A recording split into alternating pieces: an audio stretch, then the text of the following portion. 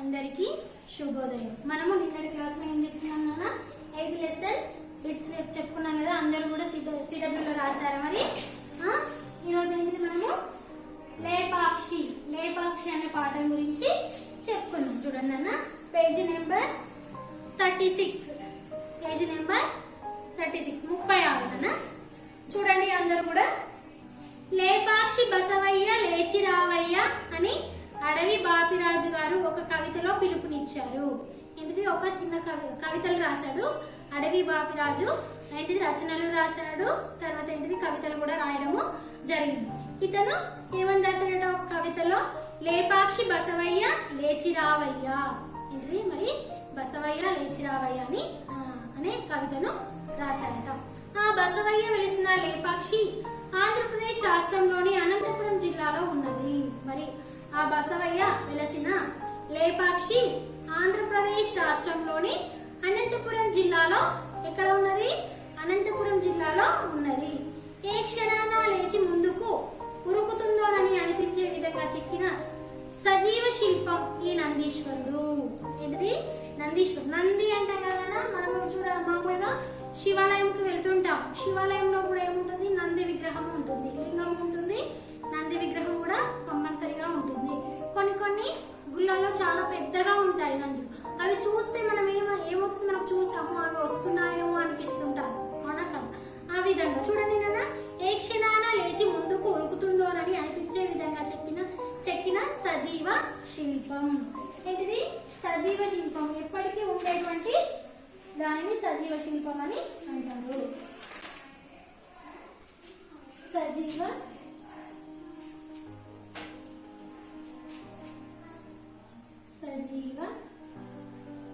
శిల్పం.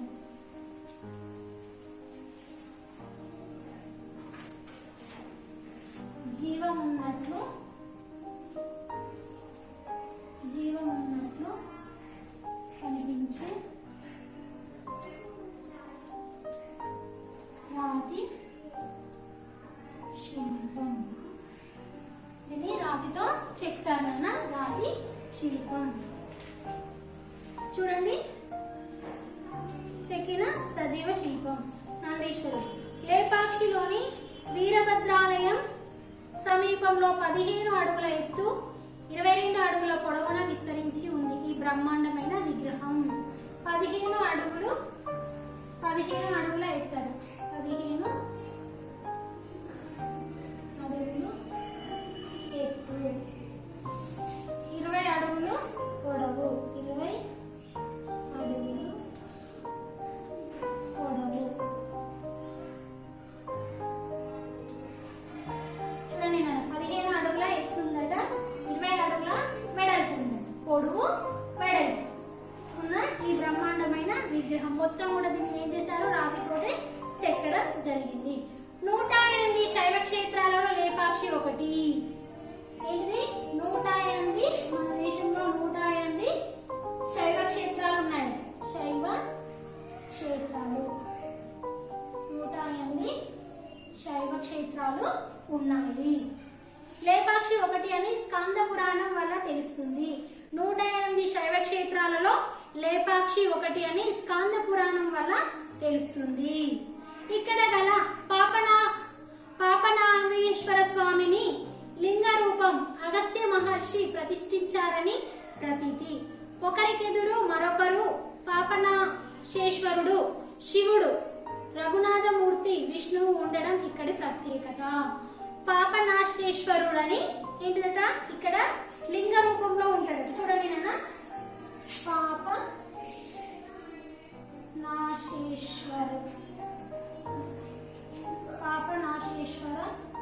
స్వామి.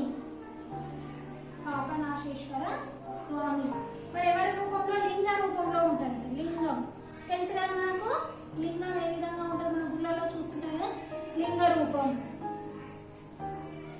పాపనాశేశ్వరుడు శివుడు, పాపనాశేశ్వరుడు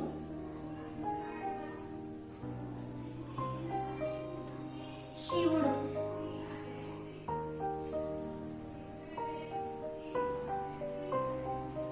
శివుడు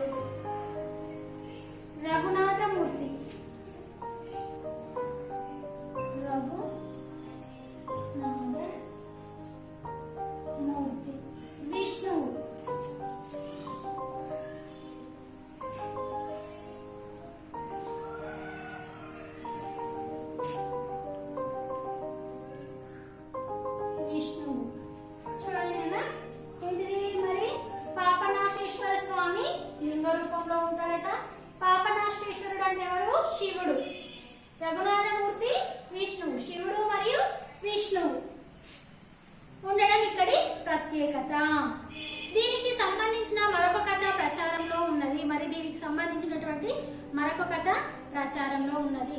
సీతమ్మను అపహరించుకొని పోతున్న రావణాసురునితో జటాయు పక్షి యుద్ధం చేసి పడిపోయాడట. అప్పుడు శ్రీరాముల వారు దానిని ఓదార్చుతూ లే పక్షి అని అన్నాడట. అందుకే ఈ ప్రదేశానికి లేపాక్షి అనే పేరు వచ్చిందట. ఏంటిది? సీతమ్మను ఎవరు అపహరించుకుపోయాడు? రావణాసురుడు అపహరించుకొని పోయాడు కదా. పోయేటప్పుడట ఏం చేశాడు? ఈ జటాయు అనే పక్షి, ఒక పక్షి, ఈ గరత్మంతుడు అని కూడా అంటారు పక్షి. ఈ జటాయు అనే పక్షి ఏం చేసిందట? ఈ రావణుని తోటి పోరాడిందంట.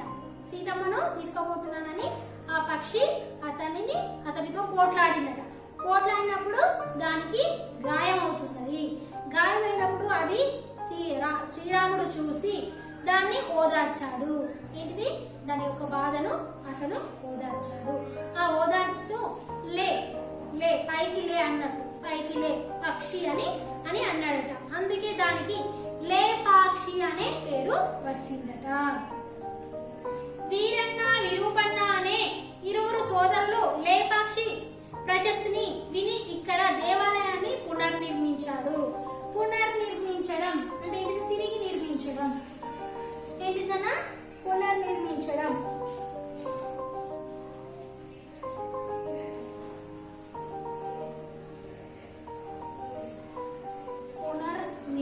నిర్మించడం. పునర్నిర్మించడం అంటే ఏంటిది?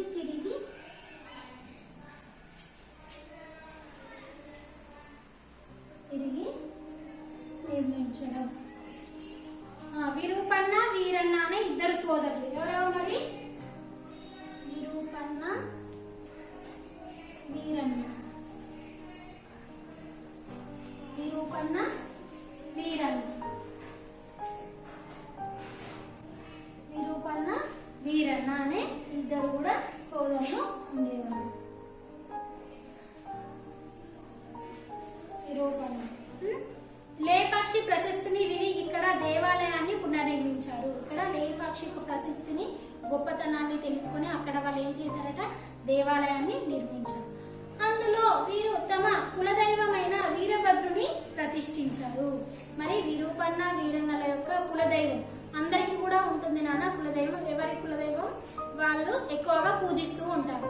అయితే ఈ విరూపన్న వీరన్నల యొక్క కులదైవం ఎవరట? వీరభద్రుడు. ఎవరు మరి? వీరభద్రుడు.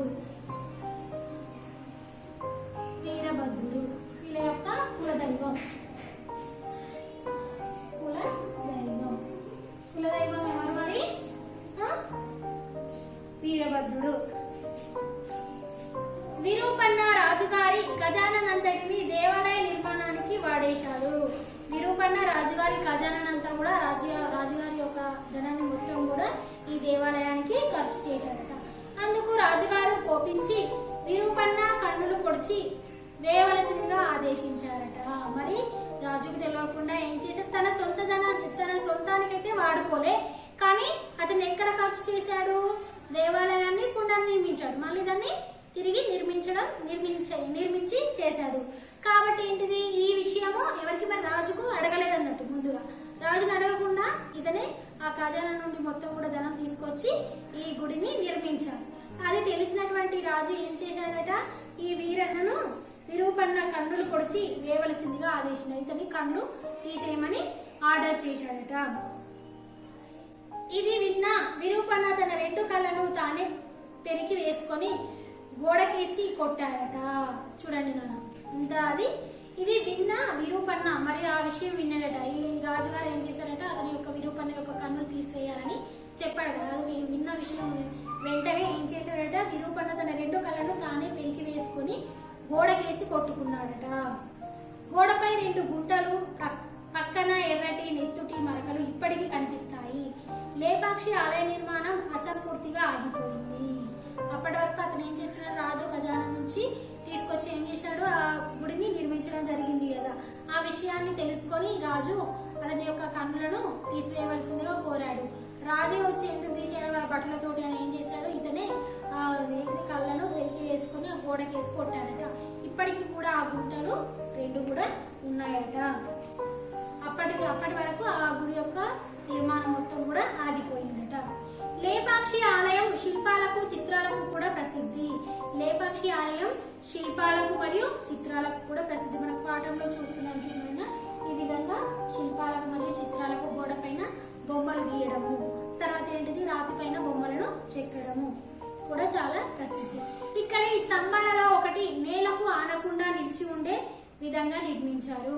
ఒక స్తంభం ఉందట, అక్కడ అసలు లోపలికి మనం మామూలుగా ఇప్పుడు మనము గుళ్ళల్లో ఉంటాయి కన్నా ధ్వజస్తంభము అంటారు. గుడికి ఎదురుగా పెద్దగా ఉంటది కదా గజస్తంభము, అది ఏం చేస్తారు మొత్తం కూడా ప్రతిష్ఠిస్తారు, దాన్ని ప్రతిష్ఠిస్తారు. మరి ఇక్కడ మాత్రం ఏ విధంగా ఉందట, ఒకటి నేలకు ఆనకుండా, ఇక్కడి స్తంభాలలో ఒకటి నేలకు ఆనకుండా నిలిచి ఉండే విధంగా నిర్మించారట. నేలకు ఆనకుండా నిలిచి ఉండే విధంగా నిర్మించారు. చూడండి ఎంత నైపుణ్యం వాళ్ళది, అప్పటి వాళ్ళది చాలా నైపుణ్యం.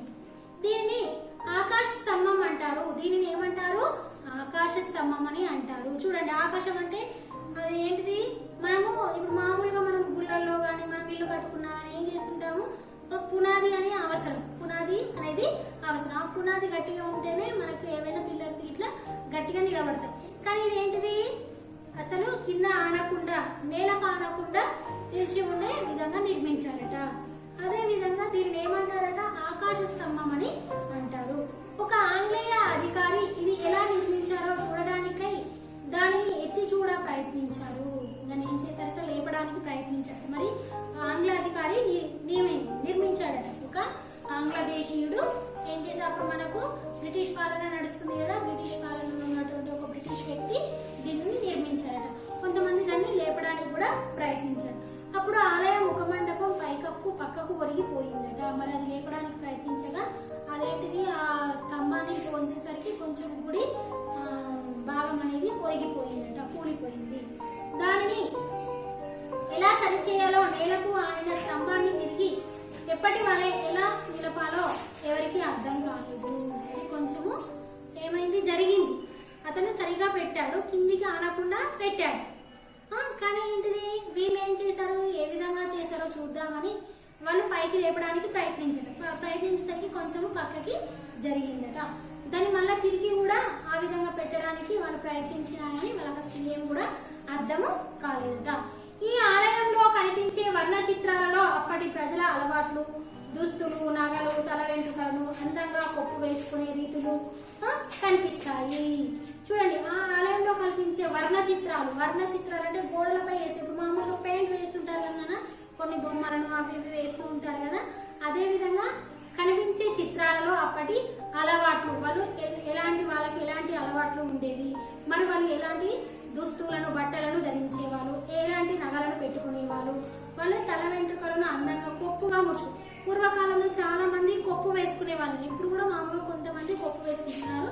చాలా మంది ఏం చేస్తున్నారు, జడ వేసుకుంటున్నారు. జడ వేసుకోని వాళ్ళు ఏం చేస్తున్నారు, వంటలు చేసుకుంటున్నారు కదా. ఇంకా మన ఇష్టం వచ్చినట్టుగా, ఎవరి ఇష్టం వచ్చినట్టుగా వాళ్ళు చేసుకుంటూ ఉన్నారు కదా. అయితే వాళ్ళు ఏ విధంగా కొప్పు ముడుచుకున్నారు అనే రీతులన్నీ కూడా కనిపిస్తుంది. వాళ్ళ యొక్క పద్ధతులన్నీ కూడా ఆ గోడల పైన వేసేట బొమ్మల చూసి మనం తెలుసుకోవచ్చుట. లేపాక్షి చిత్రాలలో కనిపించని తలకట్టు నగకట్టు ఉండదని ప్రతీతి. ఏంటిది, లేపాక్షి చిత్రాలలో కనిపించని తలకట్టు నగకట్టు ఉండదని ప్రతీతి. ఇప్పటి కాలపు వేషాధరణ కూడా అందులో కనిపిస్తూ ఉండడం విశేషం. ఇప్పటి వేషాధరణ కూడా అందులో కనిపిస్తూ ఉండడం విశేషం. చూడండి కొప్పు ముచ్చుకోవడం. ఇప్పుడు చాలా మంది ఏం చేస్తున్నారు, పెళ్లిళ్ళలో పెళ్లి కూతురు తల్లి, పెళ్లి కొడుకు తల్లి ఏం చేస్తున్నారు, కంపల్సరీగా కొప్పు. అంటే మనము పూర్వకాలంలో ఉన్నటువంటి మళ్ళీ మన ఆచరణలోనికి రావడం అనేది జరుగుతున్నది. లేపాక్షి మండప స్తంభాల పైన చిత్రాలలోనూ 96 రేఖాచిత్ర కల్పనలు కనిపిస్తాయి. లేపాక్షి మండప స్తంభాల పైన స్తంభాలు ఉన్నాయి కదా, ఆ స్తంభాల పైన చిత్రాలలో వర్ణ చిత్రాలు వేశారు కదా, చిత్రాలలో 96 రేఖాచిత్ర కల్పనలు కనిపిస్తాయి. 96 రేఖాచిత్రాలు కూడా ఉన్నాయట. దేవాలయంలోని రంగమండపం ఎంతో రమణీయమైనది. ఏంటిది, ఈ దేవాలయంలో ఏంటిది, రంగమండపం ఎంతో రమణీయమైనది, చాలా అందమైనది. ఇది నిజంగా నాట్య మండపం అనవచ్చు. ఇది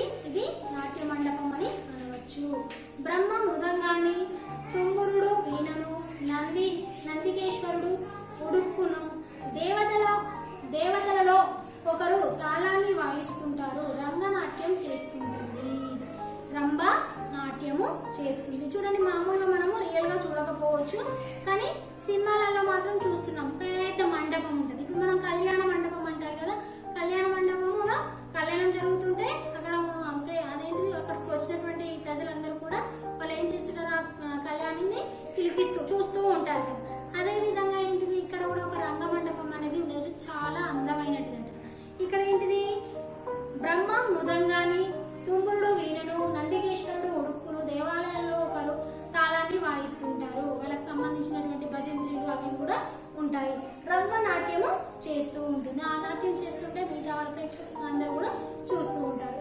భిక్షాటన మూర్తి అయిన శివుడు పార్వతి నుండి భిక్ష అడిగే సన్నివేశాన్ని మనోహరంగా చెక్కడం మనం గమనించవచ్చు. భిక్షాటన చేస్తున్న సమయంలోనట శివుడు ఎవరిని భిక్ష అడుగుతాడట?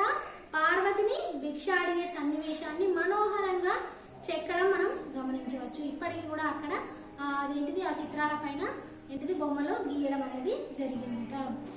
7 పడగల నాగు నీడన ఉండే శివలింగం ఒక ప్రత్యేక ఆకర్షణ. దేవతామూర్తులు, స్త్రీమూర్తులే కాక అనేక రకాల పక్షులు, లతలు, జంతువులు ఈ శిల్ప చిత్ర సముదాయంలో మనకు దర్శనమిస్తాయి. దురదృష్టవశాత్తు అనేక చిత్రాలు పాడయ్యాయి. దాదాపు 1000 చిత్రాలలో ఇంకా 200 మాత్రమే మంచి స్థితిలో ఉన్నాయి. చూడండి నాన్న, ఏంటిది 7 పడగల నాగు. చూడండి, మనం ఏంటిది పడగ ఉంటుంది, అక్కడ విష్ణుమూర్తి కూర్చుంటాడు. పడగ 7 పడగల నాగు మనం చూసి సినిమాలలో చూస్తుంటాము. గుడికి వెళ్తూ ఉంటే కూడా గుళ్ళల్లో కూడా చాలా వరకు ఉంటాయి. 7 పడగల నాగు నీడన ఉండే శివలింగము ఒక ప్రత్యేకత ఆకర్షణ. అక్కడ దేవతామూర్తులు, స్త్రీమూర్తులే కాక అనేక రకాల పక్షులు, అనేక రకాలైనటువంటి పక్షులను కూడా గీయడం జరిగింది. లతలు అంటే ఇది తీగలను, అనేక రకాలైనటువంటి తీగలను కూడా గీశారు. జంతువులను శిల్ప చిత్ర సముదాయంలో మనకు దర్శనమిస్తూ ఉంటాయి, మనకు కనిపిస్తూ ఉంటాయి. దురదృష్టవశాత్తు అనేక చిత్రాలు పాడయ్యాయి. మన దురదృష్టం కొద్ది ఏంటిది అనేక చిత్రాలు కూడా పాడైపోయాయి. దాదాపు 1000 చిత్రాలు ఉంటే 1000 చిత్రాలను గీసారట నాన్న. ఈ 1000 చిత్రాలకు ఎన్ని ఉన్నాయట? 200 మాత్రమే ఎక్కినాయి. అంటే 800 చిత్రాలు పోయినాయి. 200 చిత్రాలు మాత్రమే ఉన్నాయి. లేపాక్షికి అనంతపురం, హిందూపూర్, బెంగళూరుల నుండి బస్ సౌకర్యం ఉన్నది. మరి లేపాక్షి కట అనంతపురం, హిందూపూర్, బెంగళూరుల నుండి బస్సు సౌకర్యం కూడా ఉన్నది. అక్కడికి వెళ్ళడానికి బస్సు సౌకర్యం కూడా ఉన్నదట. ఇంతటితో ఈ పాఠం అయిపోయింది నాన్న. నేను ఒకసారి లెసన్ చదువుతాను, వినండి. లేపాక్షి బసవయ్య లేచిరావయ్య అని అడవి బాపిరాజు గారు ఒక కవితలో పిలుపునిచ్చారు. ఆ బసవయ్య వెలిసిన లేపాక్షి ఆంధ్రప్రదేశ్ రాష్ట్రంలోని అనంతపురం జిల్లాలో ఉంది. ఏ క్షణాన లేచి ముందుకు ఉరుకుతుందోనని అనిపించే విధంగా చెక్కిన సజీవ శిల్పం ఈ నందీశ్వరుడు. లేపాక్షిలోని వీరభద్రాలయం సమీపంలో 15 అడుగుల ఎత్తున 22 అడుగుల పొడవున విస్తరించి ఉంది ఈ బ్రహ్మాండమైన విగ్రహం. 108 శైవ క్షేత్రాలలో లేపాక్షి ఒకటి అని స్కాంద పురాణం వల్ల తెలుస్తుంది. ఇక్కడ గల పాపనాశేశ్వర స్వామిని లింగ రూపం అగస్త్య మహర్షి ప్రతిష్ఠించారని ప్రతీతి. ఒకరికెదురు మరొకరుగా పాపనాశేశ్వరుడు, శివుడు, రంగనాథమూర్తి, విష్ణువు ఉండడం ఇక్కడి ప్రత్యేకత. దీనికి సంబంధించిన మరొక కథ ప్రచారంలో ఉన్నది. సీతమ్మను అపహరించుకొని పోతున్న వానరాసురునితో జటాయువు పక్షి యుద్ధం చేసి పడిపోయిందట. అప్పుడు శ్రీరాముల వారు దానిని ఓదార్చుతూ లే పక్షి అని అన్నాడట. అందుకే ఈ ప్రదేశానికి లేపాక్షి అనే పేరు వచ్చిందట. వీరన్న, విరూపన్న అనే ఇరువురు సోదరులు లేపాక్షి ప్రశస్తిని విని ఇక్కడ దేవాలయాన్ని పునర్నిర్మించారు. అందులో వీరు తమ కులదైవమైన వీరభద్రుని ప్రతిష్ఠించారు. విరూపన్న రాజుగారి ఖజానానంతటిని దేవాలయ నిర్మాణానికి వాడేశాడట.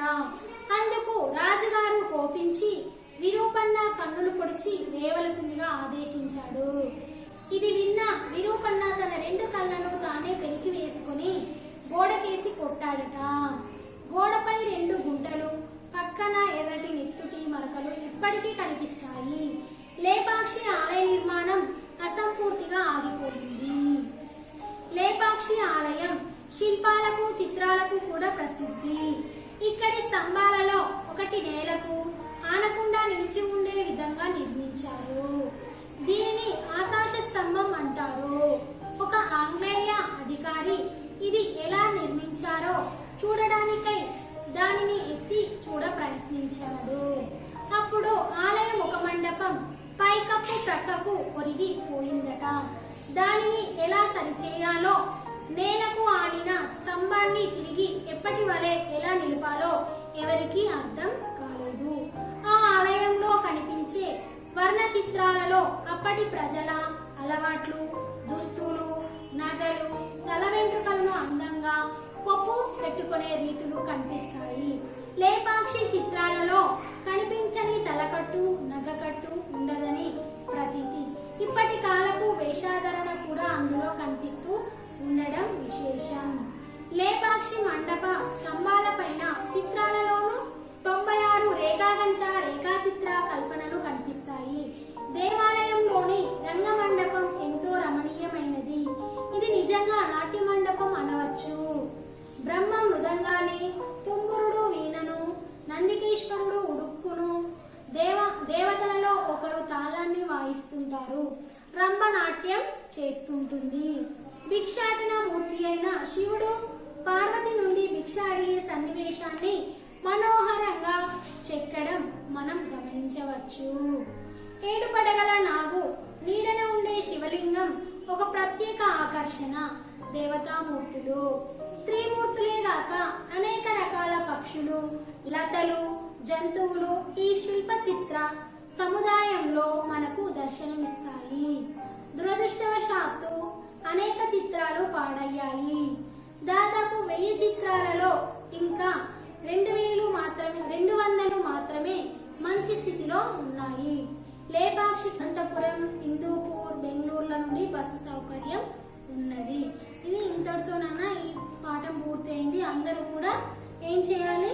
చదవాలి. పాఠం కంప్లీట్ కాగానే పాఠాన్ని చదవాలి. ధన్యవాదాలు.